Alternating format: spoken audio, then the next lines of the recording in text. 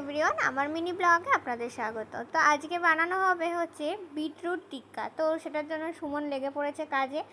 তো এখানেও আমাকে বিটটাকে গ্রেট করে দিচ্ছিল, আর তার সাথে সাথে আমি আলু সেদ্ধ আগে থেকেই করে নিয়েছিলাম। তো আলুটাকে দিয়ে বিটটাকে গ্রেট করা বিটটাকে দিয়ে আর কুচনো পেঁয়াজ কুচনো লঙ্কা দিয়ে ভালো করে মেখে নিচ্ছিল। তার মধ্যে স্বাদ মতো লবণ, বাড়ির যে মশলাগুলো থাকে জিরে গুঁড়ো, ধনে গুঁড়ো আর অল্প একটু আদা রসুন পেস্ট দিয়ে ভালো করে মেখে কিছুক্ষণের জন্য রেখে দিয়েছিলাম।